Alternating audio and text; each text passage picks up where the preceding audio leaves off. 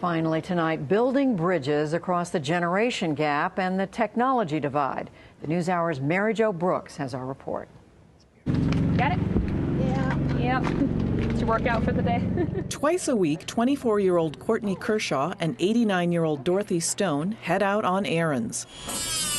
On the day we visited, there was a trip to the nail salon and the grocery store. What about applesauce? Did you like the applesauce we got? Kershaw works for a Denver-based concierge business called Capable Living, which provides services for senior citizens who live in their own homes.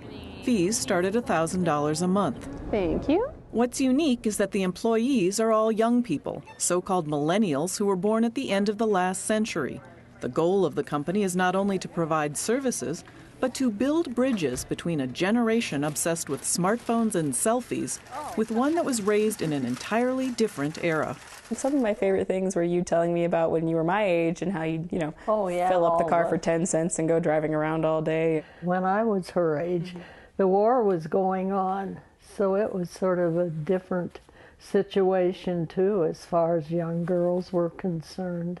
Aging's usually last on the list. Amanda Cavallari founded Capable Living 5 years ago when she was just 20 years old. She now travels around the country speaking to young entrepreneurs and college students about the benefits and business opportunities for millennials who work with seniors. Most of my good friends never thought of this as a career like myself, and most of them are on completely different paths, but there is a huge opportunity for millennials to get into this space.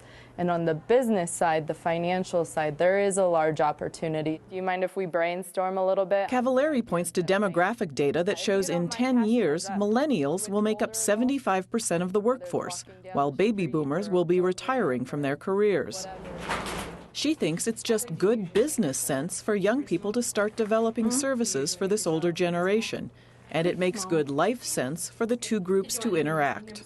Elders are able to pass down their experiences and their stories, and they're relevant again, and it's being relevant that gives them meaning and purpose. And I do believe that those younger, older connections are very, very important to us to grow as a society. This happens to be me when I was, I don't know, probably 6 months old or something like that. Adorable. One of Cavallari's newest projects is to start a nonprofit Cyber Seniors program in Denver. She plans to model it after one in nearby Boulder, where high school volunteers work with seniors on computer and internet issues. Now what do I do after? Bruce McKenzie lives in the Fraser Meadows retirement community.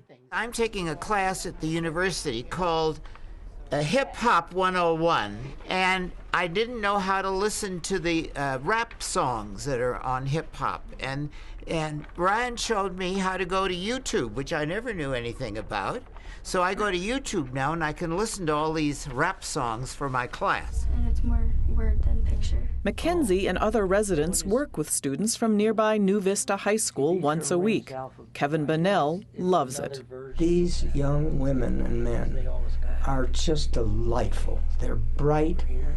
It makes me feel 10 years younger every time they come. And the students are equally enthusiastic. I'm just a high school student, and here I am getting to connect these people who don't really know anything about technology, and I have the power to connect them, and it's a really special feeling.